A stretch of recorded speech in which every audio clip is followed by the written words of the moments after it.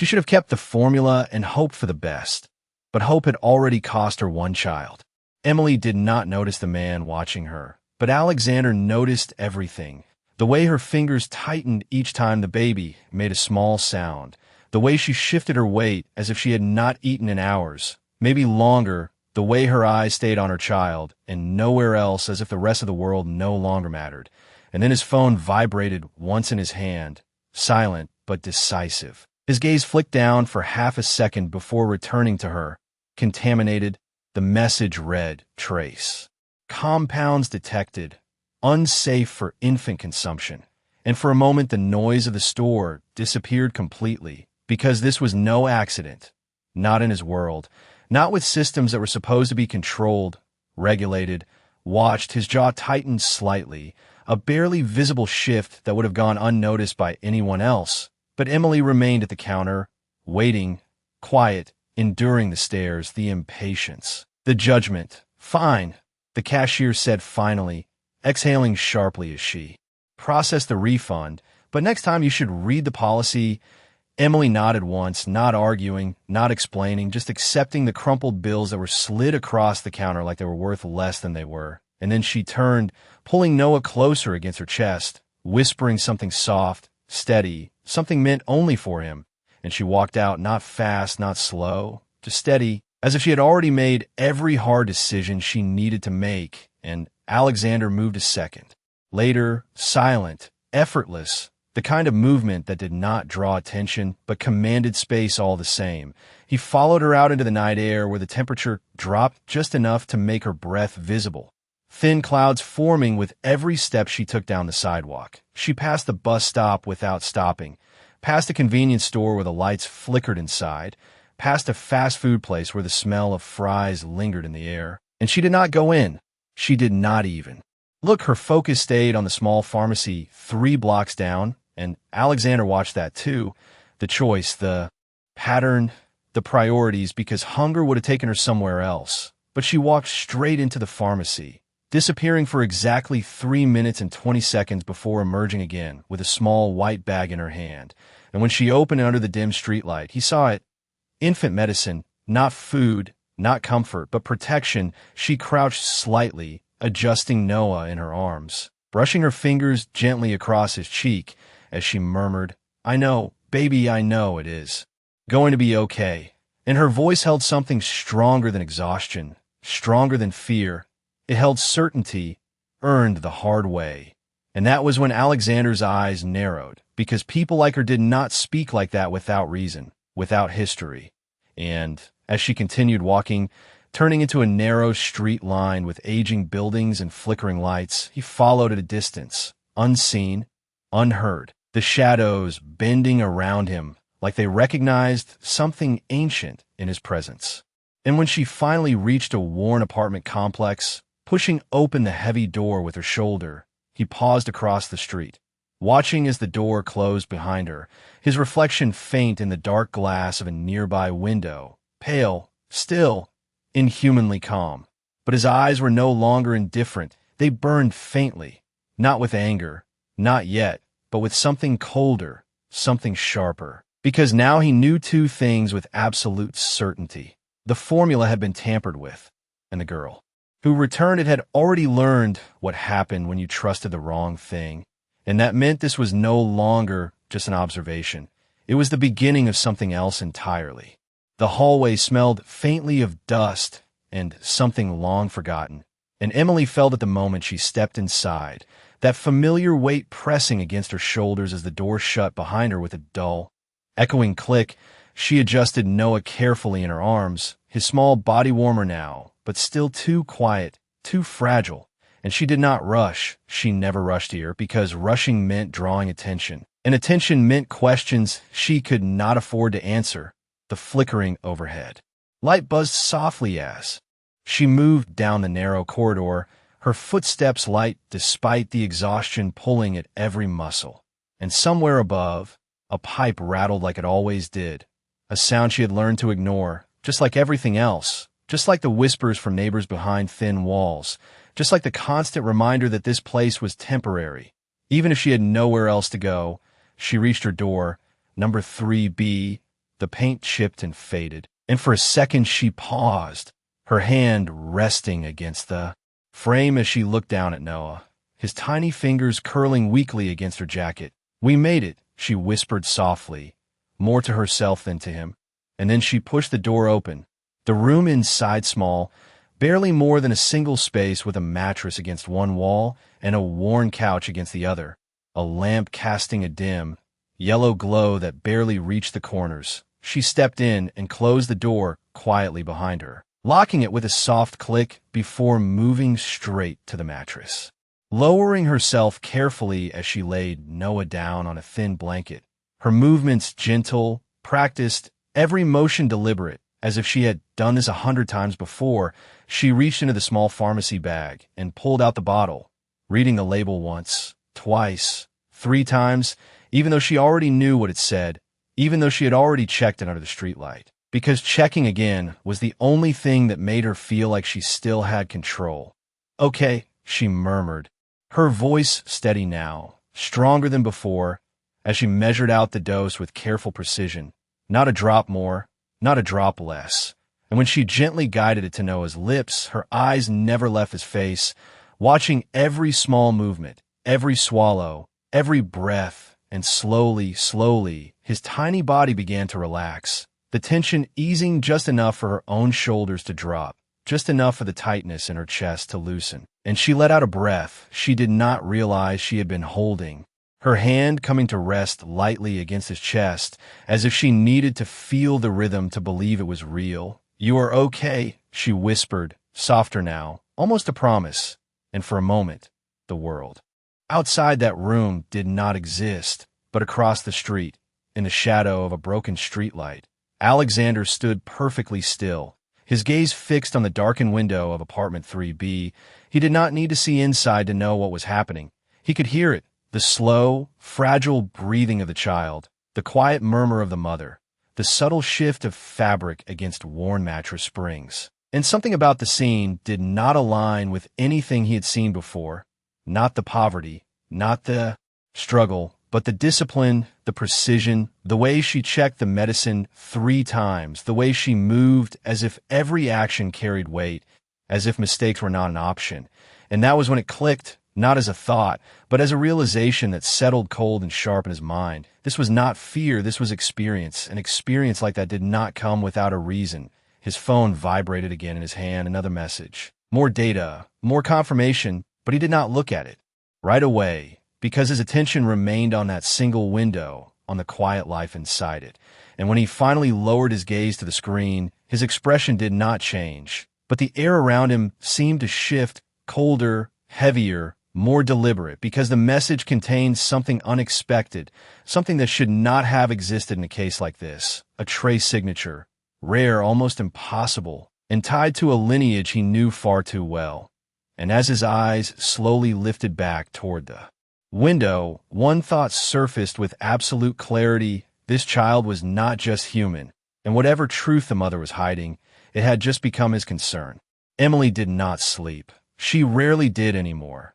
Not fully, not deeply, because rest had become a luxury tied to trust, and trust was something she had buried a long time ago.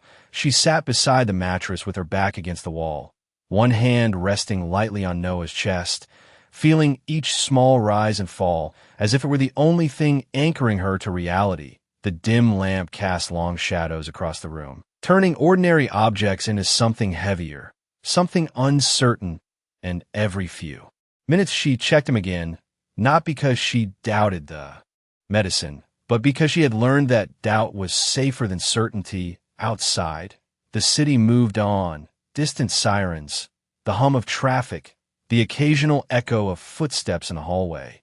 But inside apartment 3B, everything was quiet, controlled, deliberate, and across the street, Alexander remained exactly where he had been, unmoving, his presence blending so seamlessly into the darkness that even the passing headlights seemed to avoid him. His phone screen dimmed in his hand, the message still open, the data clear, undeniable, But his focus was no longer on the information. It was on the pattern, the precision, the restraint, because what he had seen tonight did not match the profile of a desperate mother. It matched someone who had already survived something worse, someone who had learned through loss, and that made her dangerous in a way most would never understand. He finally moved, slow, controlled, stepping out of the shadow as his gaze lifted to the building again, calculating distance, structure, entry points, but he did not approach, not yet, because observation always came first, and upstairs Emily shifted slightly, her fingers brushing against Noah's hand as his tiny grip tightened reflexively. And for the first time since they had entered the room, her expression softened just enough to reveal something beneath the exhaustion, something fragile, something almost like relief. But it did not last, because a memory surfaced, uninvited, sharp, and clear. Another night, another room, another small body in her arms that had gone too still, too quiet, and her breath caught, her hand tightening instinctively as she leaned closer to Noah. "Not again," she whispered under her breath, the words barely there, but heavy with meaning, and she reached for the bag beside her, pulling out the formula she had returned earlier. Not to use, never to use, but to check again, turning it slowly under the dim light, reading every line, every number, every detail as if something might have changed, as if the answer might suddenly appear if she looked long enough. But nothing did, and her shoulders tensed, because she knew this feeling, this sense that something unseen had already set events in motion, something she could not control. And that was when she noticed it. Not a sound, not a movement, but a shift, subtle, almost imperceptible, the kind of awareness that came from living on edge for too long. Her head lifted slightly, her eyes moving toward the window, without fully turning, her body going still as she listened, and across the street, Alexander's gaze sharpened instantly. Because the moment she stilled, he knew. She had sensed something, not him. Exactly, but something, and that confirmed it. This was no ordinary human instinct. This was something else, something trained or inherited, and for the first time, a faint, almost imperceptible curve touched the corner of his mouth. Not amusement, but recognition, because whatever truth lay behind that door was deeper than a single contaminated product, deeper than a simple act of kindness. And, as Emily slowly stood, moving toward the window, with careful, silent steps, Alexander did not move, did not hide further.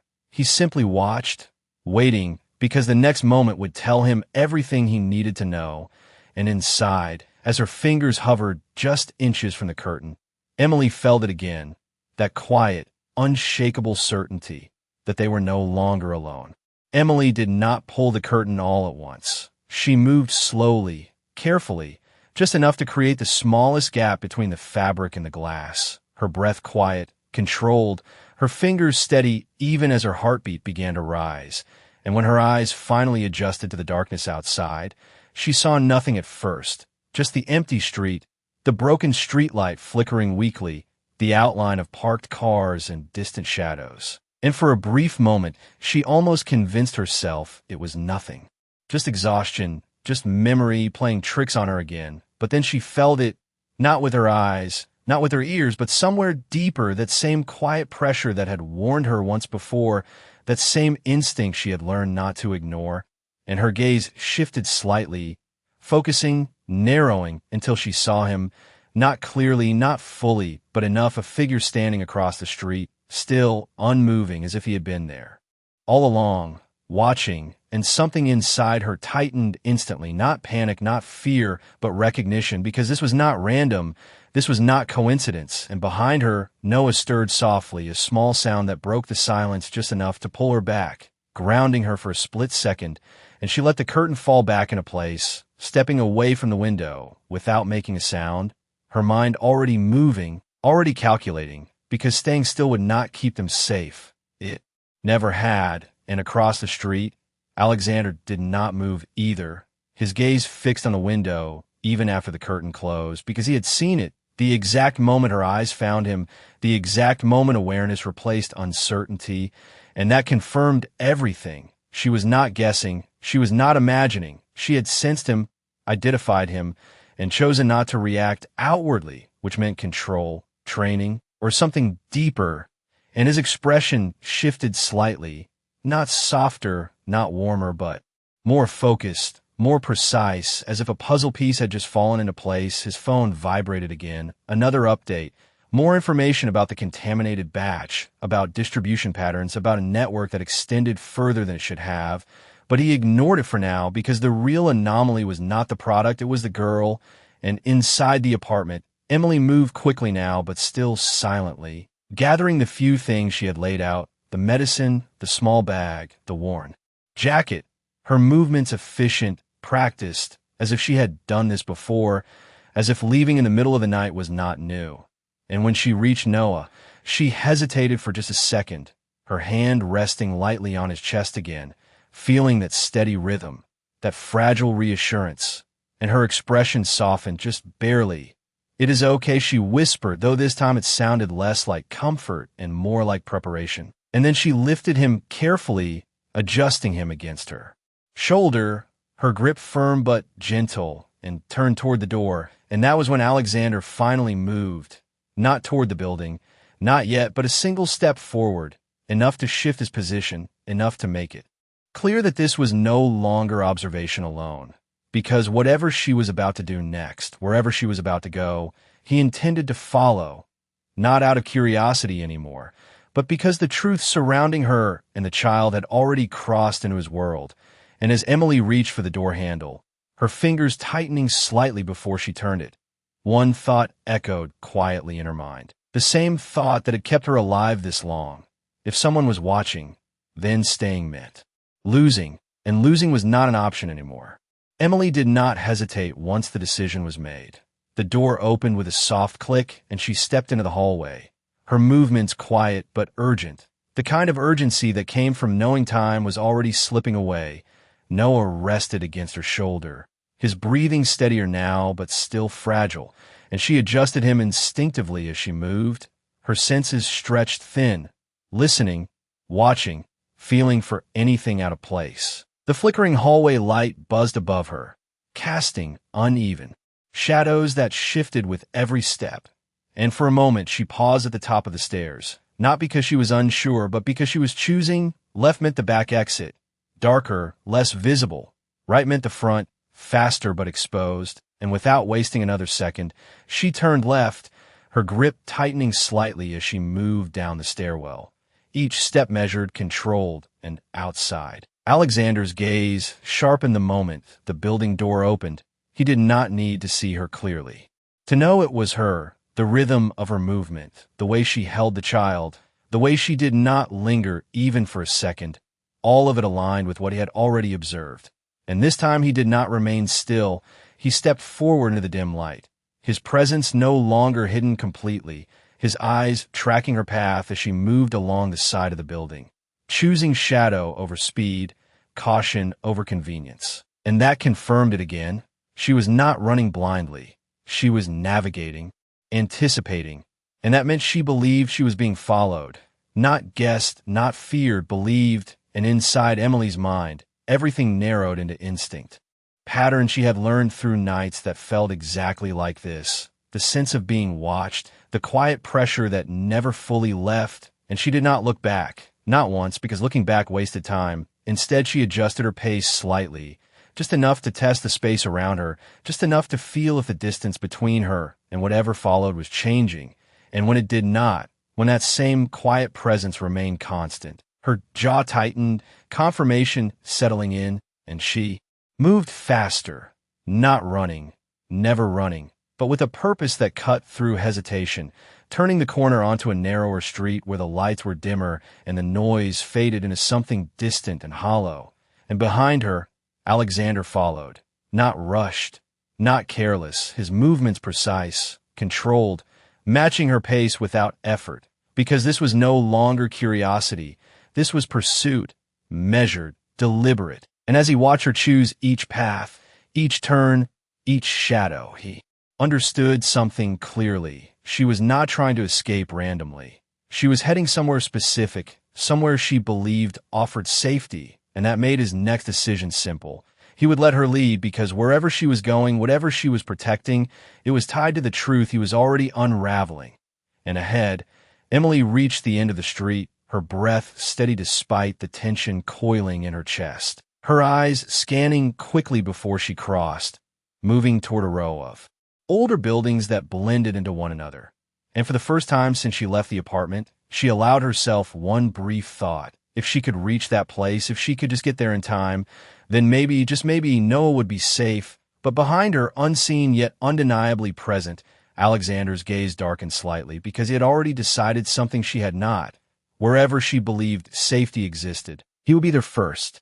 Emily did not slow down even when her legs began to ache, even when her arms grew heavy from holding Noah so tightly, because stopping meant thinking, and thinking meant doubt, and doubt was something she could not afford tonight. The buildings ahead came into clearer view, older brick structures with darkened windows and faded signs, the kind of place people passed without noticing, and that was exactly why she chose it. Her pace remained steady as she crossed the final stretch of cracked pavement, her eyes scanning once, twice, mapping every shadow, every doorway, every possible exit, and when she reached the narrow entrance tucked between two storefronts, she slipped inside without hesitation. The door, closing softly behind her, cutting off the street noise like it had never existed. Inside, the air was cooler, quieter, carrying a faint scent of something sterile beneath the dust, and Emily exhaled slowly, just once, not relief. Not yet, but something close to it, because she had made it this far, and behind her, Alexander stopped at the edge of the street, his gaze fixed on the entrance she had just disappeared into. He did not follow immediately, not because he could not, but because he did not need to. He had already seen enough to understand this place was not random. It was chosen, and places like this were never what they appear to be on the surface. His eyes shifted briefly, taking in the surrounding structures, the angles, the distance between exits, the subtle signs that most would miss. And then he moved, crossing the street with the same quiet precision, stepping into the narrow entrance without a sound. Inside, his presence altered the space in a way that could not be seen but could be felt, like a drop-in. Temperature, like the air itself, had become aware of something ancient stepping into it. Further down the corridor, Emily reached a second door, this one reinforced, older but maintained, and she paused for the first time since leaving her apartment, her hand hovering just above the surface as her breath steadied, her eyes flicking briefly to Noah, who stirred softly against her shoulder, and she whispered, "We are almost there," before knocking in a specific pattern. 3 soft taps, a pause, then 2 more, the sound barely audible but precise. And for a moment, nothing happened, the silence stretching just long enough to tighten the tension in her chest, until finally, a faint click echoed from the other side, and the door opened just a few inches, enough for a pair of eyes to appear, sharp, cautious, assessing. They flicked from Emily to the child in her arms and then back again, and something shifted, recognition, concern, something deeper, and the door opened wider, just enough to let her in, and she stepped through quickly, the door closing behind her with a firm, final sound, sealing her inside. And at the far end of the corridor, Alexander stopped, his gaze fixed on that same door, his expression unreadable, but his eyes darker now, more focused, because whatever lay behind that barrier had just confirmed what he already suspected. This was no ordinary refuge. This was a place hidden in plain sight, a place that required knowledge to find and permission to enter, and that meant one thing above all else. The girl he had followed was connected to something far older, far more complex than a single night's events. And as he stepped closer, stopping just short of the door, he did not reach for it, did not knock, because kings did not ask for entry. They decided when doors would open, and for the first time since this began, his voice broke the silence, low, controlled, carrying an authority that did not need to be raised to be heard. "Open the door," he said, and even before the echo of his words faded, the air on the other side shifted, because something inside had recognized exactly who was standing outside. The silence on the other side of the door did not last long, but it stretched just enough to feel deliberate, measured, as if whoever stood inside was weighing more than just a simple command. And then the lock turned, slow, controlled, the door opening not wide but enough, revealing a narrow room lit by soft, white overhead lights that felt cleaner, sharper than anything outside, and Emily stood just a few feet inside, her body tense. Her arms wrapped protectively around Noah as her eyes fixed on the entrance, because she had heard the voice, and something in it had reached past fear and into something deeper, something older, the kind of presence that did not need to explain itself to be understood. The man at the door stepped aside slightly, not in surrender, but in recognition, and Alexander entered without hesitation, his gaze sweeping the room in a single, precise motion, taking in every detail, the equipment along the walls, the sterile surfaces, the people who stood still the moment he crossed the threshold, their expressions shifting from caution to something closer to unease, because they knew what he was, even if they did not say it. And Emily did not step back, did not retreat, but she did not move forward either. She simply held her ground, her grip tightening slightly around Noah, as if that alone defined her position in this moment. And for a second, neither of them spoke, the space between them filled with something unspoken but undeniable, until Alexander's eyes settled on the child. Not just a glance, not just curiosity, but focus, intent, the kind that searched beyond the surface. And something in his expression changed, subtle but unmistakable, because what he sensed was not normal, not entirely human, and that aligned with everything he had already uncovered. "You knew," he said finally, his voice calm, even, but carrying weight, not a question, not quite an accusation, and Emily's jaw tightened slightly, her eyes flicking down to Noah for the briefest second before returning to him. "I suspected," she answered, her voice steady despite the tension coiling beneath it, and the room shifted again, the people around them exchanging quick glances, because this was not a conversation they expected, not in front of someone like him. And Alexander took a single step closer, not aggressive, not rushed, but enough to close part of the distance, enough to make the air between them feel heavier. That formula, he continued, was not an accident, and Emily's fingers tightened instinctively, her shoulders stiffening just slightly, confirmation without words, and he watched that reaction closely, because reactions told truth faster than words ever could. "Then you know what this means," he said. And this time, there was something sharper beneath the calm, something that hinted at the scale of what was unfolding. And for the first time, Emily hesitated, not out of fear, but out of calculation, because she understood exactly what he was implying and what it could mean for Noah, for everything she had tried to keep hidden. "It means someone is testing boundaries," she said carefully, choosing her words with precision, "and my son is not part of that." And there it was, the line drawn, quiet but firm, and Alexander's gaze did not waver, did not soften, but something in it shifted again, something more complex than simple authority, because she was not denying, not fully, she was protecting, and protection implied value, significance, something worth risking everything for.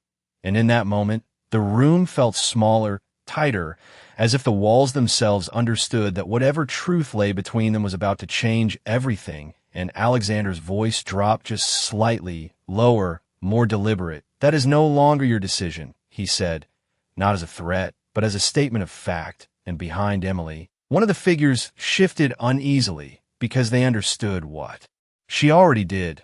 This had just moved beyond survival, beyond hiding, into something far more dangerous, something that could not be undone. And as Emily's grip tightened around Noah, her gaze locked onto Alexander's without hesitation, because if this was the moment everything changed, then she would not step back, not this time, not again. For a moment, no one in the room moved, not even the air seemed to shift, as if everything had been placed on pause, waiting for a single decision to tip the balance. And Emily felt it, that invisible line that had just been drawn between her and the man standing in front of her, because this was no longer about being followed, no longer about surviving the night. This was something larger, something that reached beyond her control, and her fingers tightened instinctively around Noah, grounding herself in the only thing that mattered. "He is my son," she said, her voice quiet but unwavering, not loud, not defensive, just certain. And Alexander watched her closely, not interrupting, not dismissing, because certainty like that did not come from ignorance. It came from knowing exactly what was at stake. His gaze shifted briefly to the child again.